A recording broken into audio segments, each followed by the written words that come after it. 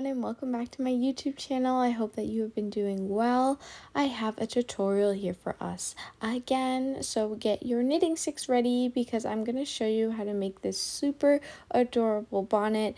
It's super cozy, and let's get started. I'm using my 12mm knitting sticks, and the wire is quite short, which is perfect for this bonnet. And I'm going to be using Respun yarn by Lions brand. And what we're going to do, we're going to make our loop and put this loop on our knitting stick. For me, I'm going to be casting on another 59 stitches, so making it 60 total. You can decide how long you want the strings of your bonnet to be, but for me, I just want cute little short ones, so I'm going to be casting on 60 stitches. Once I've casted on my 60 stitches, I want to make sure that they're all facing the correct way, and then I'm going to start doing my pattern. So it's going to be a knit one, and then we're going to bring that yarn forward, and we're going to do our purl stitch, just like so. So what we're going to be doing is our regular knit stitch, bring that yarn forward, go into our purl position, wrap that yarn around and pull it to the back, and then seamlessly the yarn will go to the back, ready for our next knit stitch. I find that adding a nice knit one purl one border for this bonnet is going to just make it stand out a little bit. Even though this is a very short and sweet project, it's definitely cute to add some little elements of it that is unique and that'll stand out. So once we have completed our first row of knit one purl one, we're going to turn our work around and work from the opposite end. So usually if you end off on a knit stitch, you'll be starting with a purl. So I'm going to start with my knit stitch, and then I'm going to follow what I've done. So this will be a purl, and then it will go into a knit, and then repeat as well as a purl. So now this is what I'm going to be doing for this row, and then once I go around and face the other side like we first started, then I will start that pattern that I need to do there. Make your border as tall as you want, and I'll meet you back when it's time to start the rest of our bonnet. Once you've completed your rows for the border, you want to find the middle point of your stitches. So in this case, it'll be 30 stitches for me since I've casted on a total of 60 stitches. Once I found my middle point, I'm going to take away 22 stitches. Just like this, I'm going to kind of seclude them from the other stitches and make sure that I have a total of 22 stitches tucked all together.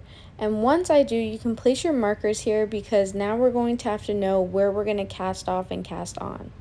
So I'm going to start ahead and cast off my 19 stitches. Since I'm only keeping 22 stitches on my hooks, which is going to be for my bonnet area, I have to cast off the other stitches. So just like this, I'm going to go ahead and cast off by going under with a knit stitch and pulling that first stitch over the last, and that's how we're going to cast off. If you lose count and you want to know where you're at, you just count the chains that you can visibly see on top of your work, and that's how many you have already casted off. So I'm just going to keep doing it till I hit my 19, and then I'm going to just do regular knit stitches for 22 stitches, since that is what I'm keeping and going to have to work on for the body of my bonnet.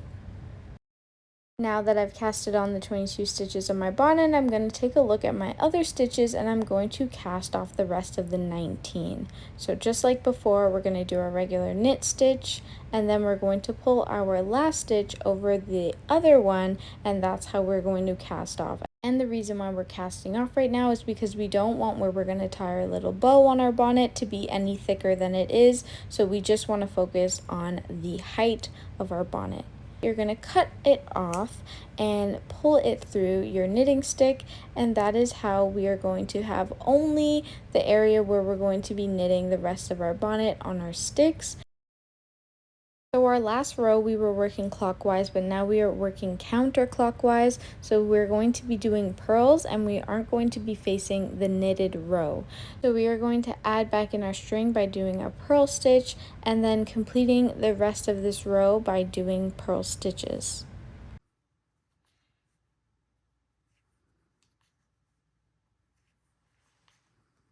And once we have finished, we're going to turn back to the knit side and only do our knit stitch. And this is going to be the kind of pattern we're going to use for the rest of this bonnet and to add height to it.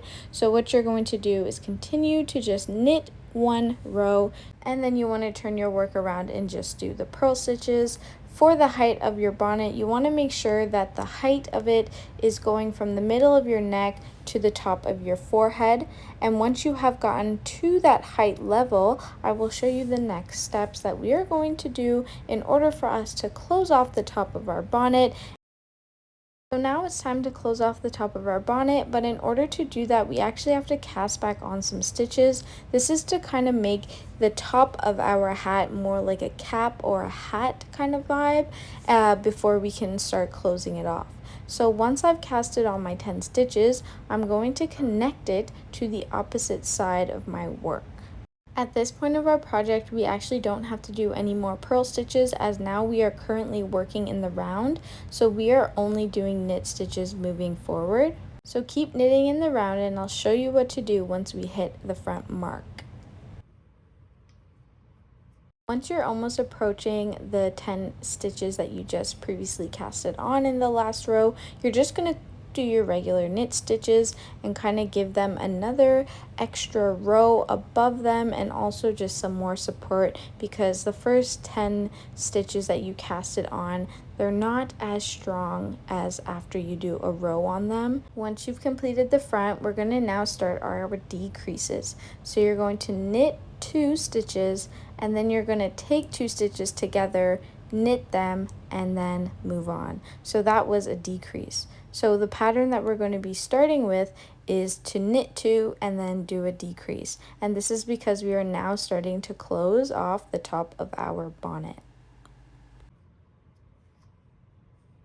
So the goal is to do knit 2 and then decrease for all the rows until you hit a really small circle, or when it's really hard for you to knit because the circle is so small.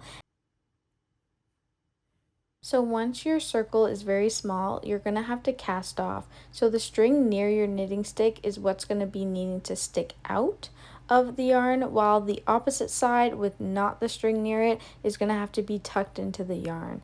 Now we're just going to do our regular knit stitches and then pull our first stitch over the second, and that's going to be us casting off, because we need to cast off this small circle of the top of our bonnet hat, because soon we're going to actually need to use our crochet hook in order to fully close it off, because knitting it is just a little bit too tight, and our knitting sticks, we don't want to break them, right?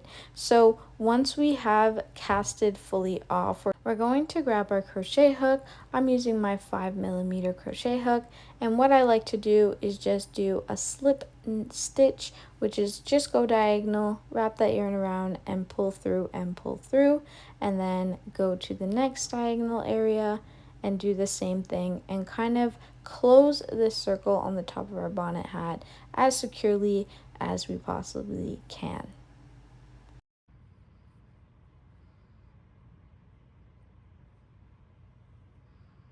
And now we're going to pull that yarn through and snip it off, because we're going to have to weave our crochet hook in the inside of our hat, wrap that yarn string around and pull that into our hat. Give it a little tug just so that we make sure that nothing's really popping out, and then we are going to do our own little knot. So you can kind of weave it into the top of the hat there and then just make a little small knot, and that's how you're gonna tie off that string from the top of your bonnet.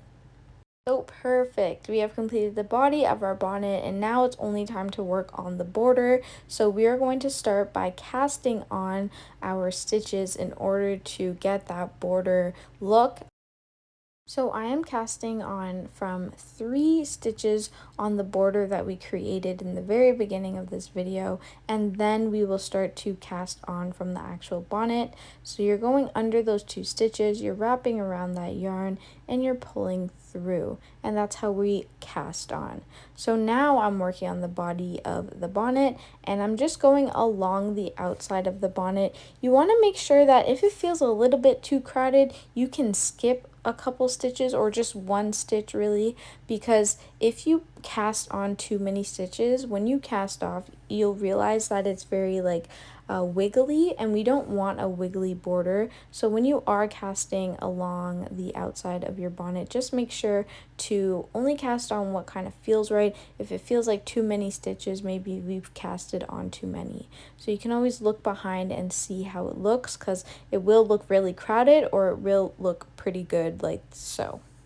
And once we finish our cast on row, we will be doing our pattern. So we're starting off with a purl, moving that yarn back and doing our knit stitch, bringing that yarn forward and doing our purl. So we're going to complete this pattern for the whole of this first row, and then also for all of the rows for the whole border of our bonnet.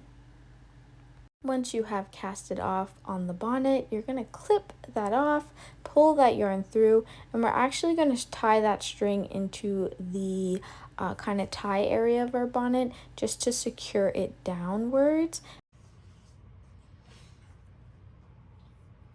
So we are basically done our bonnet. All you need to do is tie in those loose ends, and soon you will have this absolutely adorable bonnet. And I love it so much, and it was so soft with the chunky yarn, and I had a great time making it.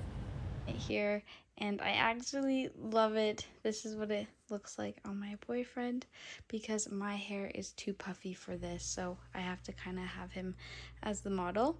And so this is wonderful. The other thing that you can do is, instead of casting on the border from here and then ending it from there, you can cast it back on here and then have it do the whole border here. It's just that this part will be as thick as the border. So you could do that, or you could do it the way that I did it. I actually love it the way that I did it, because it's just easy to weave it in and tie it in, and then it's just part of that. We use a measuring tape to make sure that this area all the way to the other side fits enough for your head, because you don't want it to be too short. You want this to cover your ears and almost be close to like the outside of your eye area. And I actually love this. So thank you so much for tuning in. I hope that you guys have a great rest of your day, and I'll catch you for the next tutorial. Bye.